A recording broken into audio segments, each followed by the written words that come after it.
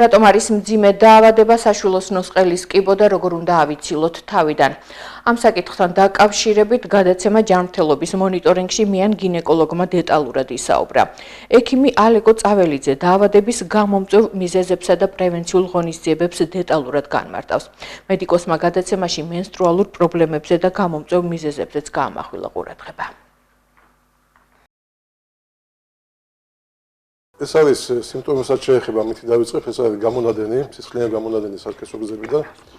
ხო, შესაბამისად უნდა მიმართო დაუყოვნებლივ ექიმ გინეკოლოგს, მიან გინეკოლოგს, რომელიც გასინჯავს პაციენტს, ჩაუტარებს ოქროს სტანდარტი რაც არის ამ კლუბის პაპ ტესტს ჩაუტარებს და შესაბამისი ნაწხის აღება ხდება და ამ ანალიზის რეზულტატების მიხედვით ხდება შემდგომი მართვა პაციენტის. კი ბატონო, ამას აქვს ძალიან დიდი მნიშვნელობა ადრეულ დადგენას.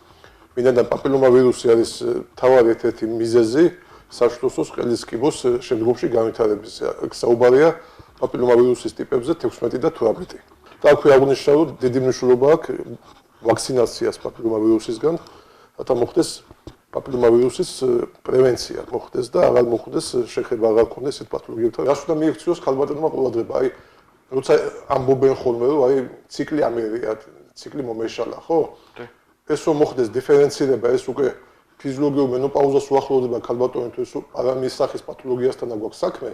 ამ შემთხვევაში სასაჭიროა, რა თქმა უნდა, ქალბატონმა მიმართოს მიან გინეკოლოგს, რათა მოხდეს ამ სიტუაციების დიფერენცირება და სიტუაციის სწორი მართვა, იმიტომ ის ითვლება ფიზიოლოგიურ პროცესად მენოპაუზა, მაგრამ ამის კორექცია შესაძლებელია უფრო სუბუხად გადავიდეს ქალბატონი მენოპაუზაში, ხოლო თუ იქ რაიმე სახის დაავადებასთან არის საქმე და ამის გამო მოხდა ციკლის არევა, მენსტრუაციის ციკლის დარღვევა, იქ შესაბამისი პრობლემა და შესაბამისი მართვა მოხდეს.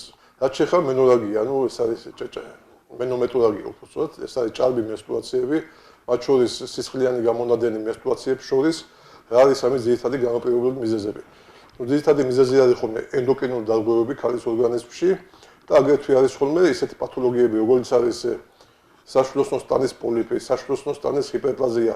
როგორც აქვე ვიტყვი, ეს ძირითადად ხოლმე დაკავშირებული არის ისევ და ისევ ენდოკრინულ დარღვევებთან, ეს შეიძლება იყოს ერთ-ერთი მიზეზი.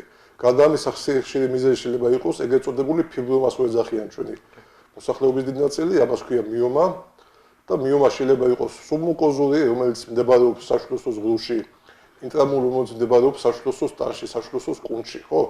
ესე შეიძლება იყოს განმაპირობებელი მიზეზი ჭარბი მენსტრუაციების, ჭარბი სისხლდენების, როგორც უკვე აღნიშნე, იმისთვის რომ მოხდეს დიფერენცირება, ეს დარღვევა დაკავშირებულია მენოპაუზასთან თუ დაკავშირებულია რაიმე სახის პათოლოგიებთან შემოჩამოთვალე, ამ შემთხვევაში საჭიროა დროული მიმართვა ექიმთან, რაც მოხდეს ამის დიფერენცირება და სწორი მართვა.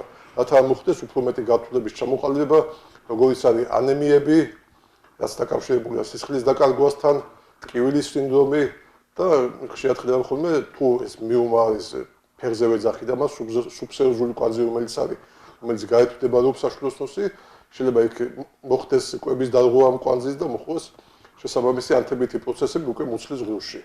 ამიტომ აი პირველივე სიმპტომების შემთხვევაში, იგივე ციკლის არევის შემთხვევაში ქალბატონი არ უნდა ელოდოს, თავისით რამე მოუწესრიგდება, ამის იმედზე არ უნდა იყოს, თავის დროზე დაუყოვნებლივ უნდა მიმართოს ექიმ გინეკოლოგს.